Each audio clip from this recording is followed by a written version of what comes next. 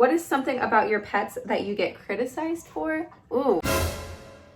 Hi everyone, welcome back to my channel. So today we are actually going to be doing a question and answer. I asked you guys on Instagram to send me your questions and I got a pretty big response, so a lot of questions. I'm not going to be able to answer all of them, but I'll answer most of them, and it looks like they're a mix of personal and tarantula related questions. So I feel like it'll be pretty interesting. Oh, and before we get into this video, I wanted to thank my new Patreons, Kraken Aquatics, Jasmine, Cassandra, Hyena, and Thor. Thank you guys so much for joining my Patreon. So yeah, let's just get right into this.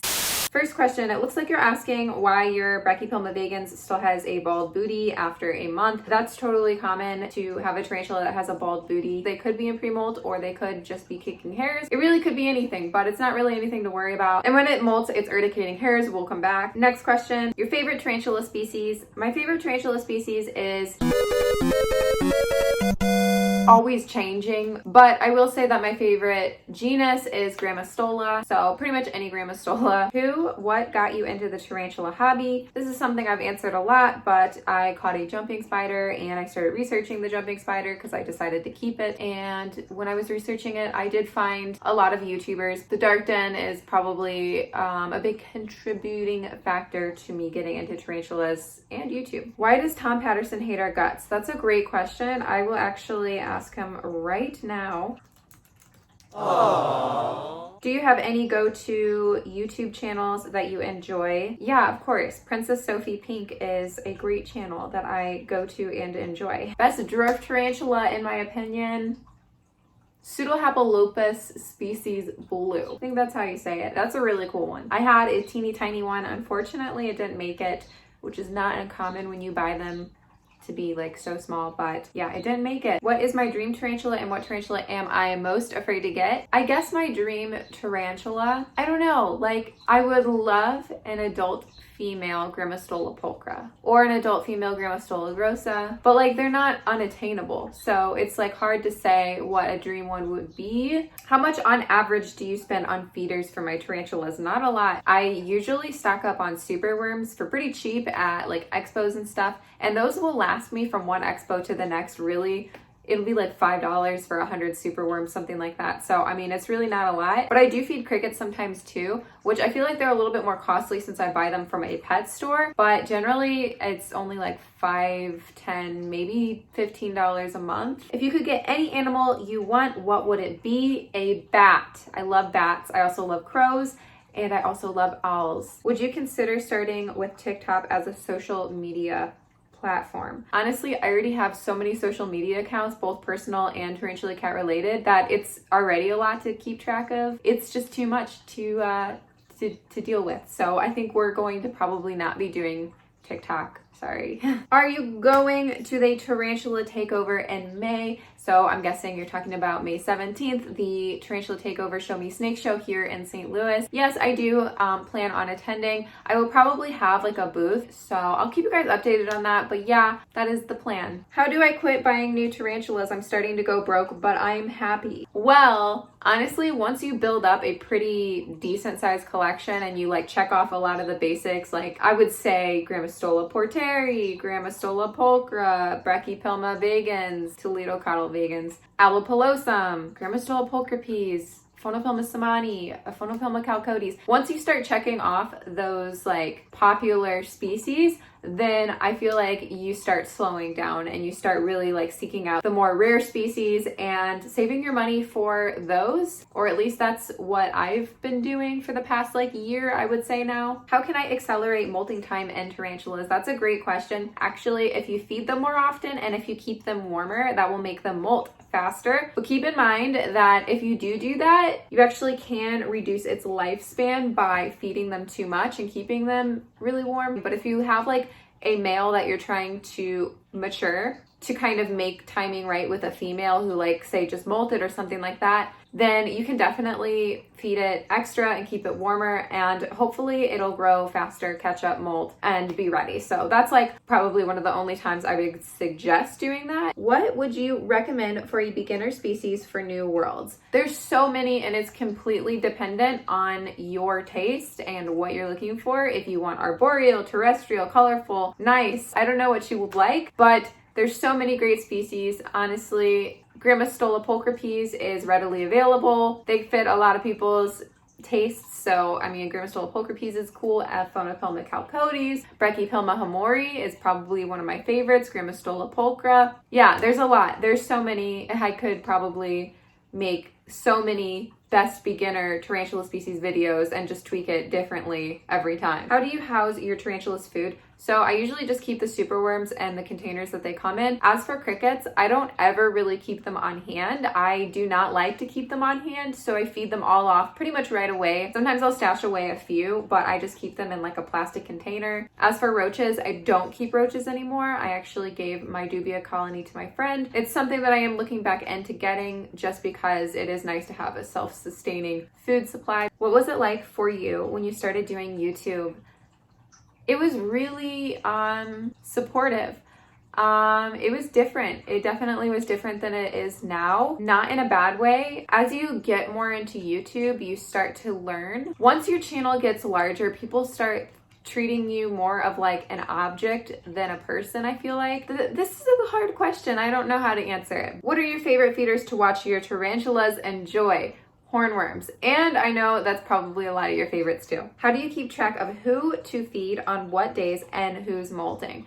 So I honestly, most of it, I just look at their abdomen and I just see. If I don't see their abdomen and I haven't seen them for a long time, I usually assume that they're molting and I don't feed them. But if it's been like an extended period of time, then I will usually drop like a pre-killed feeder in there if necessary for it to like scavenge if it is hungry. But generally, I just look at booty size, and if their booty thick, I don't feed them. If it's small or I want to see it thicker, then I'll feed them. What is your most recommended beginner insect? I don't know. If you're like looking into getting tarantulas, but you're not sure if you want to get into tarantulas or anything like that, then I think it would be a good idea to go catch like a wolf spider or a jumping spider and keep them, because they're pretty identical in care of a lot of tarantulas, and you can kind of get a better feel for it. And if it's not for you, you can let it go. Are there any insects of which I am afraid? Yes. Surprise insects. Any insect that surprises me, I don't like it. I don't appreciate it. Don't surprise me. Let me know you're coming. Give me a bzzz or something. I don't like the surprise aspect. What is something about your pets that you get criticized for?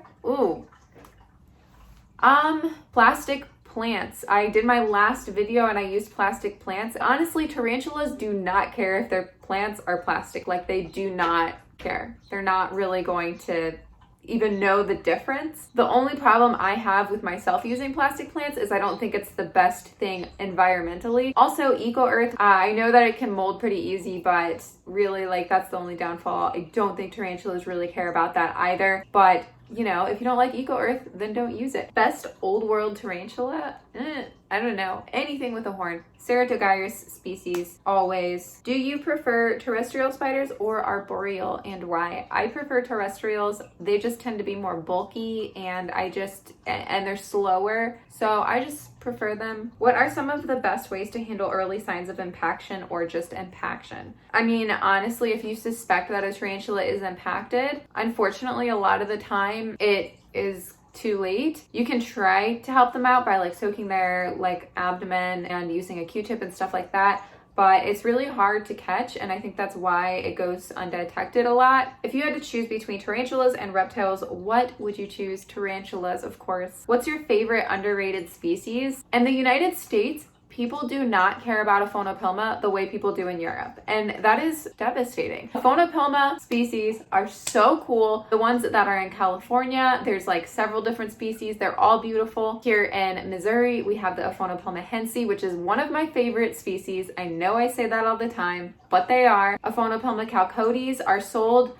like so cheap compared to Europe, and it's kind of funny because everything else is so much more expensive than Europe, but Aphonopelma chalcodes, super inexpensive here, super available. So it's I would probably have to say like any Aphonopelmas that are native to the United States especially. Who is your favorite YouTuber? Poppy. What is your favorite invert other than tarantulas? My favorite invert other than tarantulas is probably shrimp.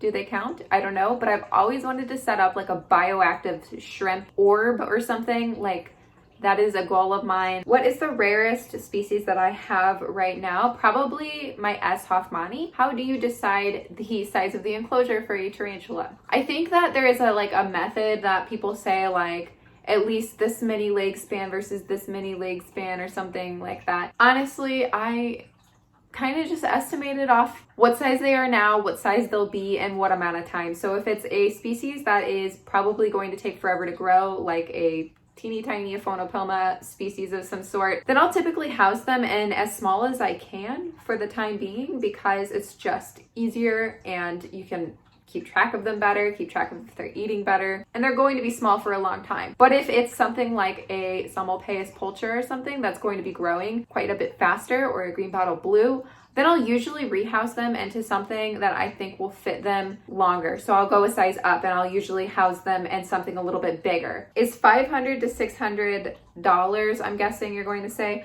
a sane amount to pay for a spider just because it's new in the hobby? No, not for me. But it is for some people, and so I'm not going to say like don't do it, but for me, I would wait for them to become more available and for the prices to drop, and then I would probably consider it. Are LPs good beginner species? Yes, I think they're a little bit more defensive, a little bit more hair flicky than other species, but yeah, they can totally be great beginners. How did you start collecting tarantulas? So I'll take this as what triggered me to getting more tarantulas and kind of start collecting species. So the first tarantula I got was a Toledo Cottle albopilosum, or the curly hair, but I really wanted a rose hair, but I couldn't find any. So when one became available, then I thought, okay, whatever, I'll just get a rose hair. So I got a sling, Grammostola porteri, but the sling was tiny and they take forever to grow. And I found an adult Grammostola porteri. So then I said, F it, we're gonna get the adult and we'll have 3 tarantulas. And then after we had the 3 tarantulas, I got more. I think that my 4th one, pretty sure it was a Toledo Cottle vagans I found for really cheap at a pet store that was closing down, which is now my female. Also, I got my avicularia because I wanted an arboreal tarantula, and so it just went from there. Ever imagine life without your tarantulas? Do you think you would still have a YouTube channel? It would be very sad. I would not like that. Yes, I would still have a YouTube channel, but it wouldn't be what I want my YouTube channel to be, because like I'm happy doing what I'm doing. I love doing what I'm doing. I love the topic. I love sharing my tarantulas with an audience that cares about them and listens, because that's not common really in like everyday today life. And I think that's why what like brings a lot of people here too, is because we can kind of bond in that aspect. But it wouldn't be the same. Yeah, I would have a YouTube channel, but it wouldn't be probably doing what I want to do. Like I don't want to do makeup. If I wasn't a tarantula YouTuber, I'd probably be like an Animal Crossing YouTuber or a Pokemon. Like I would probably make like videos on like games like that. So that was everything. I answered most of the questions. I'm sorry if I didn't answer your question. I'll do this again soon. I just wanted to do a video one because one, it's easier on me. It's pretty simple video to film and edit and post. But 2, also, I do a lot of Q&As on Instagram in my like stories feature, but I know not everybody likes that. Like some people just like it to be answered in person, and I kind of go a little bit more into detail about things. But yeah, so that's it. So like this video if you enjoyed, subscribe if you're not, and you want to be. Don't forget that I have an Instagram that I use probably way too much. It's at Tarantula.kat. You can go follow me there. And I also have a Patreon, which is linked down below. Thank you guys so much.